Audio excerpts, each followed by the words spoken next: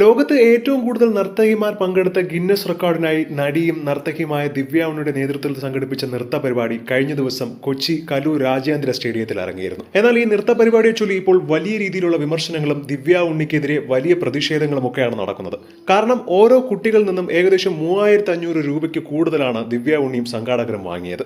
അങ്ങനെ നോക്കുമ്പോൾ 12,000 കുട്ടികൾ വെച്ച് നോക്കുമ്പോൾ ഏകദേശം 3,84,00,000 രൂപയുടെ മുകളിലാണ് കുട്ടികളിൽ നിന്നും മാത്രം രജിസ്ട്രേഷൻ ഫീസിന് വേണ്ടി വാങ്ങിയിരിക്കുന്നത്. എന്നാൽ ഇത്രയും രൂപ കൊടുത്ത കുട്ടികളുടെ വസ്ത്രങ്ങളോ ആഭരണങ്ങളോ ആവട്ടെ ദിവ്യ ഉണ്ണിയും സംഘാടകരും അല്ല കൊടുത്തത്. മറിച്ച് ഈ ഒരു വസ്ത്രത്തിനും ആഭരണത്തിനും വേണ്ടിയും കുട്ടികളുടെ രക്ഷിതാക്കളുടെ കയ്യിൽ നിന്നും അധിക തുക വീണ്ടും വാങ്ങിയിരിക്കുന്നു. ഇത്രയൊക്കെ കാശുകൾ വാങ്ങിയിട്ടും ഗുരുതരമായ സുരക്ഷാ വീഴ്ച ആ ഗാലറിക്കും സ്റ്റേഡിയത്തിനും ഉണ്ടായിരുന്നു എന്നും പരാതികളുണ്ട്. കാരണം കൊച്ചി സ്റ്റേഡിയത്തിൽ നിർമ്മിച്ച ഗാലറിയിൽ നിന്നും വീണ് തൃക്കാക്കര MLA ഉമാ തോമസിന് അത്യധികം ഗുരുതരാവസ്ഥയിൽ കഴിയുകയാണ് ആശുപത്രിയിൽ.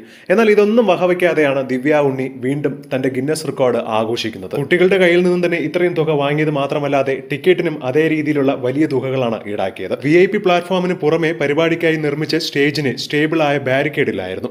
ഇതാണ് അപകടത്തിന് കാരണമായത്. സ്റ്റേഡിയത്തിന് സുരക്ഷാ വീഴ്ചയില്ല.